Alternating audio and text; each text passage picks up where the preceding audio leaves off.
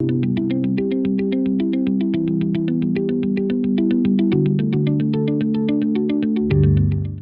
our focus of the day, the COVID-19 pandemic has disrupted the business world, and companies have no choice but to review their strategies to overcome the crisis.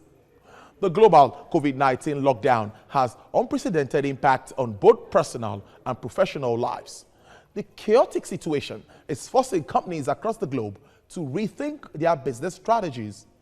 Now, most business leaders have decided to launch digital transformation initiatives to keep businesses running as smoothly as possible during the COVID-19 pandemic and to better prepare for the recovery phase.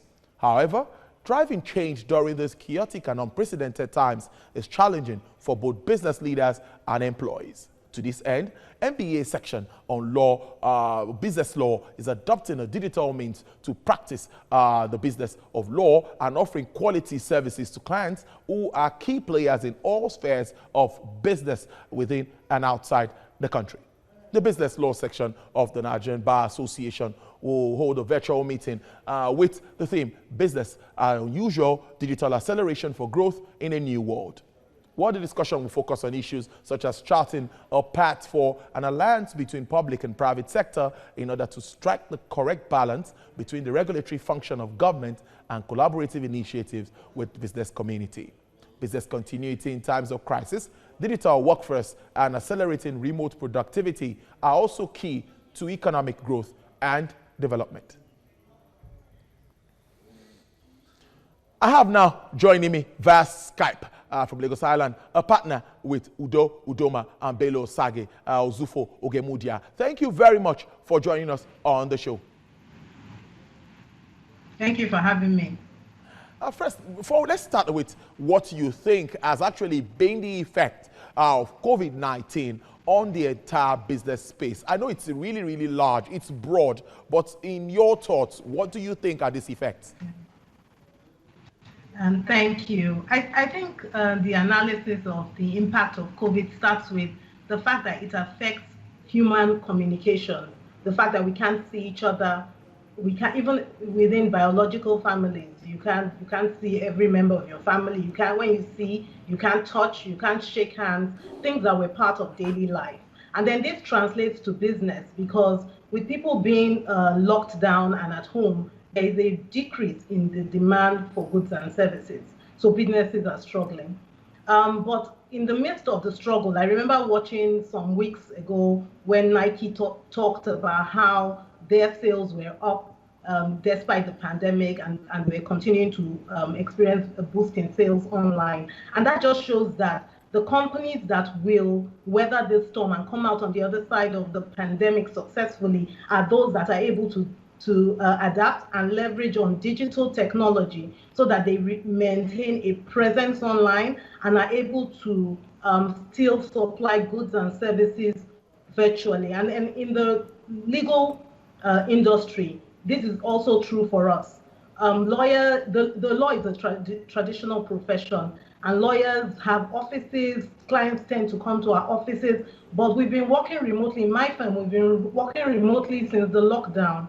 And so what we've had to do is migrate our data to the cloud and equip our people so that wherever we are, we're able to maintain the level of effectiveness and responsiveness to clients and deliver our services as though we were working in the office. So I think that is what businesses need to do. They need to be creative and find a way to stay in touch with their client base and deliver their goods and services as though it was the former normal. I think we have a new normal, but that normal is here to stay even after the pandemic. And so we need to take measures that will get us through the pandemic and that we will continue to implement even after the pandemic is over.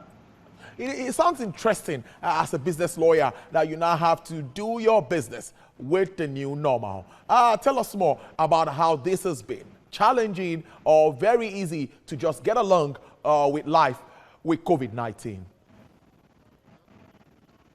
I think the pandemic has affected everyone in different ways to varying extents. So some are more affected than others. I think also within the legal community and the commercial law practice. Maybe some firms were more better prepared than others before the pandemic. Certainly, we had already begun to embrace technology in relation to how we stored our documents, how we had access to documents remotely. Those were things we had begun to do before the pandemic. How we bill and track our receivables, all those things are already digital. I think that those are the things we should build upon, look into new ways of doing these things. I think with that, working remotely has its challenges, but for the most part, it works if you have the technology and you're open-minded. So for instance, this interview, I think if it wasn't for the pandemic, I might be in your studio. But investing in the hardware, the computer, and then the Wi-Fi and whatever you need to stay connected is what's really important. And also for us in the MBA SBL, we always hold an annual business law conference, and this year's conference is the 14th annual business law conference. All the 13 before this year have been physical conferences, usually in Lagos or Abuja or somewhere else. But this year we were planning a conference in Lagos when the pandemic hit. And our choices were to cancel our conference and just wait and hope that next year we can hold it, or to embrace this change and take on the challenge of hosting thousands of delegates on an online platform. So instead of postponing till next year, we decided that we were going to face this challenge and overcome it. We found the right platform and we've been putting things together. We've educated ourselves on the use of this platform because we're all lawyers.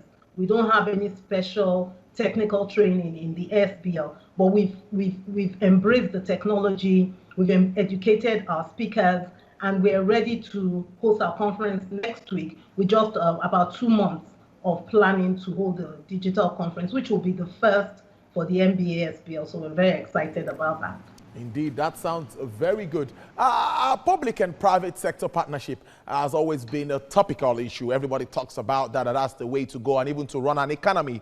Now, how will your forthcoming conference strike this balance? Because I hear that's part of what you'll be talking about, between the regulatory functions of government and collaborative initiatives with the business community. So what we've seen over the years is that the development that Nigeria needs and deserves cannot come exclusively from the public sector or the private sector. We need each other. The public sector has the force of the law to make things happen, and the private sector has capital, has human capital, it has financial capital, and the drive to bring about change. So we think that the change and improvement we require will come when we work collaboratively and when we see each other as partners in moving the country forward, especially now with the pandemic. It had a global effect, but certain countries will come out of this stronger than the others. And those that come out stronger are those that can work collaboratively across public and private sectors for a common goal. And we see no reason why Nigeria can't be one of those countries. So as has always been the tradition with the SBL, in choosing our panel topics and our speakers, we always reach out to both members of the public sector and the private sector. So we're hearing from both sides. And so this year, we're honored to have as our keynote speaker, Senator William Cowan, who is a former US Senator and also a lawyer by profession, and working with General Electric, which is one of the leading global players in technology. And so he's going to be bringing perspectives from his time in public service and also in the private sector. We will also have the minister, the Honorable Minister for Mines and Steel Development, the immediate past Minister for Industry, Trade and Investment, the Registrar General of the CAC, talking about one of the initiatives which SBL drove in collaboration with the Enabling Business Environment Secretariat and the National Assembly, which is the Companies and Allied Matters Bill, which is a bill that the SBL has championed and worked on with the National Assembly, and which we continue to support and look forward to it becoming law. And as you might know, the SBL has been front and center of supporting the government in relation to the African Continental Free Trade Agreement. The chair of the SBL is on the presidential committee for that. And that's also one of the things we'll be looking at the conference, how the pandemic will affect the implementation of this agreement and intercontinental trade across Africa.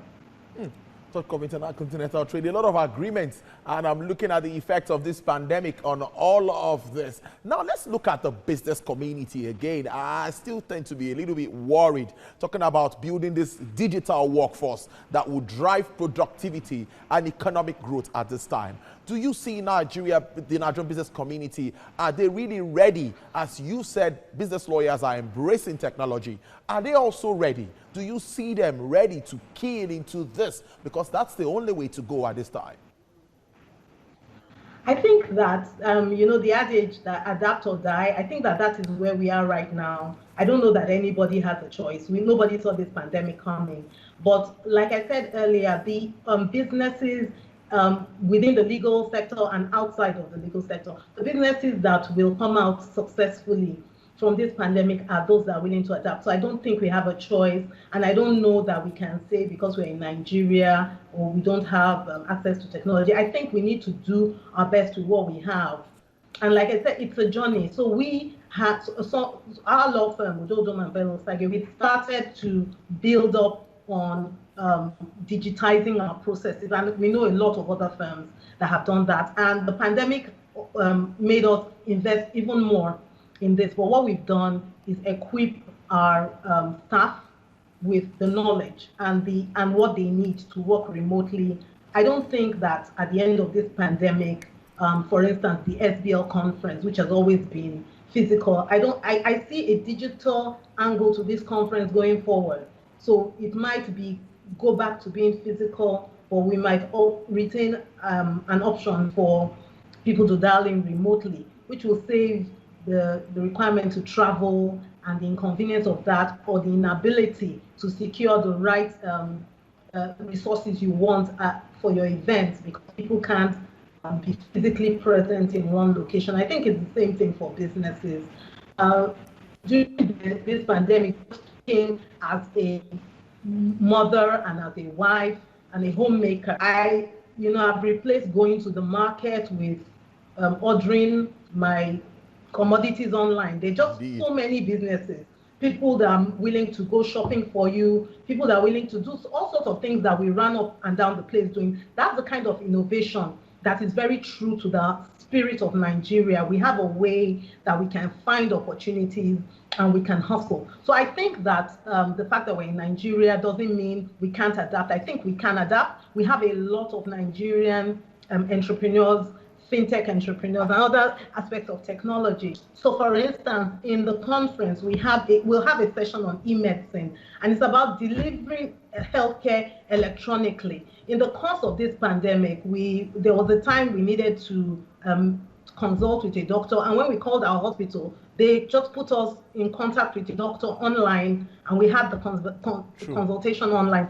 That wouldn't have happened before. They would have just said, come in. So I think we need to look at ways in which we can adapt, and traditional ways we've done things which may not be the most efficient way. I think if we continue to look for opportunities for change, we will be able to ride this storm and succeed after, and hopefully move our country further along. Indeed. I hope to also join you next week and listen and get some submission at that conference. Thank you very much. Partner with UUBO and Belo-Osagie Uzofo Ogemudia. Thank you for joining us on Business Nigeria today.